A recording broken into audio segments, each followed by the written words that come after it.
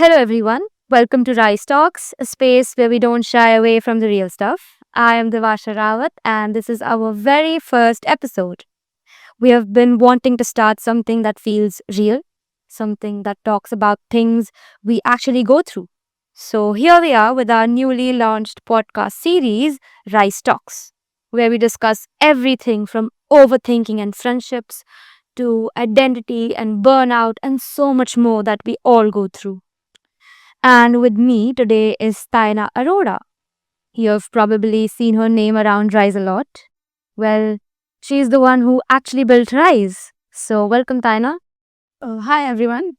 Even I'm really excited for this. It's something we have been thinking about for a long time, and the first episode is just us talking, reflecting, and figuring it out as we go.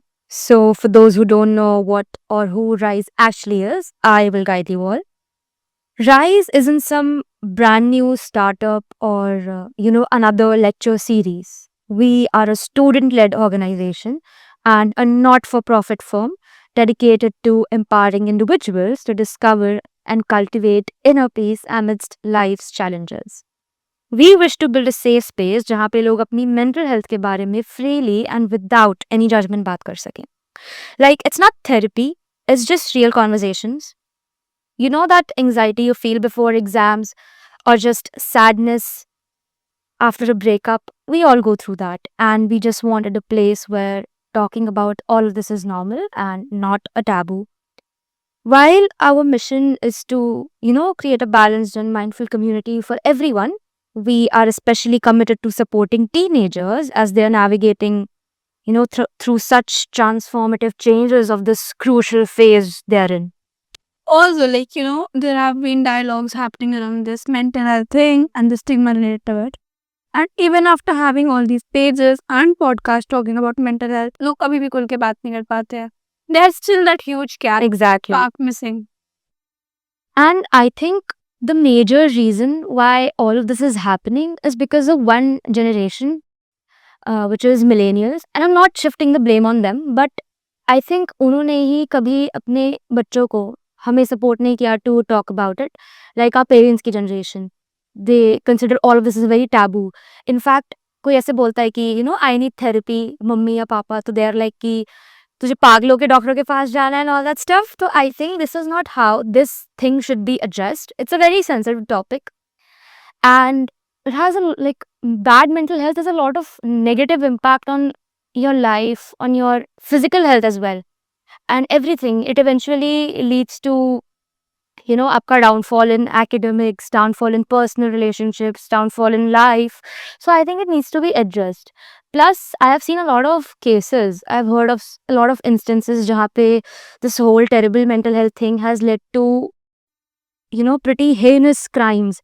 For example, एक लड़के की story. He was 24 or 25 in some village and he was suffering from mental health issues.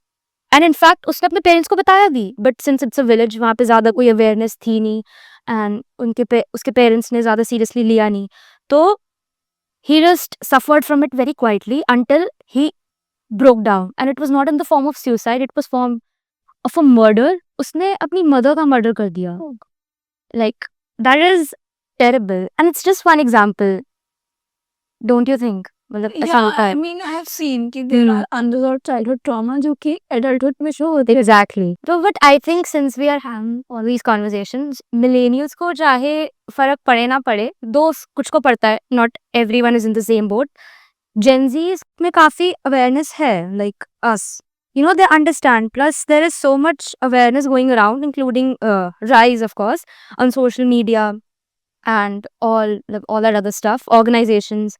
And we will hopefully see a change because they're well aware of it now and sensitive to it.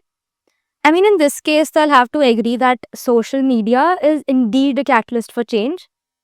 It's great. But then, Taina, do you think social media has made mental health look too trendy or glamorized? Yeah, of course. मतलब लोग अपने आप को self diagnose कर लेते हैं social media पे देखकर, and then they just want to copy others, which is technically wrong. Exactly. And I think somewhere down the lane, all of this comes down to one thing, that people are afraid to show who they really are. Yeah. They're afraid to be vulnerable, and henceforth they lie and say ki hum, like we are fine, but they're not. And still, vulnerability is seen as a sign of weakness in schools, in relationships, not in relationships, but in friendships to be precise, and even at homes in front of parents. Exactly. And like that's the irony. We talk about mental health, but we still are so scared to show it. Maybe that's the real problem. I feel it's not the lack of awareness anymore. It's just the lack of honesty. Personally, I feel like vulnerability is a very beautiful thing because it's definitely not a sign of weakness. First of all, it's actually a sign that you're very human and emotionally aware of what's happening to you or what's happening around you. Plus, it takes a lot of guts to be vulnerable, I believe. Because you're letting go of that emotional armor you have cocooned yourself in, and it's definitely not easy getting out of your comfort zone anywhere. Vulnerability is, in fact, very crucial for self development. Yeah, I agree. And maybe that's what conversations like this are for. Like just to remind people that they are not the only ones figuring things out, and it's Right. okay to be vulnerable. And that's the whole point of Rice Talks, to talk, to listen, and to maybe make someone out there feel a little less alone. So, yeah, that's a wrap for our first episode. Hopefully, this feels like a space you'd want to come back to. And we have got a lot more coming, different stories, guests, and topics that matter. Till then, take care of yourself and talk about what's on your mind, even if it's messy and even if it's small.